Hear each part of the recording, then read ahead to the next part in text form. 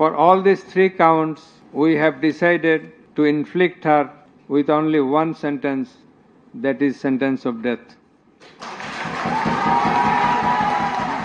بنگلہ دیش کی خصوصی بین الاقوامی عدالت نے سابق وزیر اعظم شیخ حسینہ واجد کو انسانیت کے خلاف جرائم کا مجرم قرار دیتے ہوئے سزائے موت سنائی ہے اور دیگر جرائم میں انہیں عمر قید کی سزا بھی دی گئی ہے، جس کے بعد استغاثہ نے عدالت میں ان کے لیے سزائے موت کی درخواست پیش کی تھی۔ پیر کے روز عدالت میں استغاثہ نے حسینہ پر 5 سنگین الزامات عائد کیے، جن میں قتل عام کو روکنے میں ناکامی اور مظاہرین پر بڑے پیمانے پر پرتشدد کارروائیوں کا حکم دینا شامل ہے، اور الزام ہے کہ انہوں نے طیاروں، ہیلی کاپٹروں، ڈرونز کے ذریعے مظاہرین کو نشانہ بنایا۔ عدالت میں پیش کی گئی تقریباً 10,000 صفحات پر مشتمل دستاویزات میں میڈیا فوٹیج، رپورٹس اور دیگر فنی شواہد شامل تھے۔ استغاثہ کے چیف پروزیکیوٹر تاج الاسلام نے کہا کہ وہ سب سے بڑی سزا کا مطالبہ کرتے ہیں اور کم از کم ایک سزائے موت دی جائے، کیونکہ ہزاروں افراد ہلاک ہوئے۔ حسینہ کی جماعت عوامی لیگ نے مقدمے کو سیاسی انتقام قرار دیا اور عدالت کے فیصلے کو تسلیم نہیں کیا، جبکہ سماعت ان کی غیر موجودگی میں ہوئی کیونکہ وہ بھارت میں مقیم ہیں اور واپس آنے سے انکار کر چکی ہیں۔ عوامی لیگ نے ملک گیر لاک ڈاؤن کی کال دی اور عدالتوں کے اطراف اضافی سیکیورٹی فورسز تعینات کی گئی ہیں۔ ان کے بیٹے اور مشیر ساجد واجد نے خبردار کیا کہ سزا کی صورت میں سیاسی ہنگامہ اور احتجاج ہو سکتا ہے۔ 78 سالہ شیخ حسینہ اگست 2024 میں بنگلہ دیش سے فرار ہو کر نئی دہلی میں مقیم ہیں اور پروزیکیوٹرز نے مظاہرین کے قتل کے الزامات پر انہیں سزائے موت دینے کا مطالبہ کیا تھا، جس کی انہوں نے تردید کرتے ہوئے مقدمے کو سیاسی مقاصد کے لیے بنایا گیا قرار دیا۔ ساجد واجد نے کہا کہ اگر عوامی لیگ پر پابندی ہٹائی نہ گئی تو پارٹی کے حامی فروری میں قومی انتخابات روک سکتے ہیں، اور انہوں نے بین الاقوامی برادری سے مداخلت کی اپیل کی۔ عالمی امن کے نوبل انعام یافتہ محمد یونس کی عبوری حکومت کے ترجمان نے مقدمے کی سیاسی نوعیت کے دعوے مسترد کرتے ہوئے کہا کہ عدالت شفاف انداز میں کام کر رہی تھی اور تمام شواہد اور دستاویزات شائع کی گئی۔ فیصلے سے قبل ڈھاکہ میں سیاسی تشدد بڑھ گیا، جس میں کئی خام بم پھٹے، بسیں جلائی گئی اور سیکیورٹی سخت کر دی گئی۔ پولیس نے مبینہ تخریب کاری پر عوامی لیگ کے کارکنان کو حراست میں لیا۔ شیخ حسینہ واجد کو بنگلہ دیش کی معیشت کی ترقی میں اہم کردار ادا کرنے کے لیے سراہا جاتا ہے، لیکن ان پر مظاہرین کو دبانے اور انسانی حقوق کی خلاف ورزیوں کے الزامات ہیں۔ وہ 2024 کے انتخابات میں چوتھی بار منتخب ہوئی،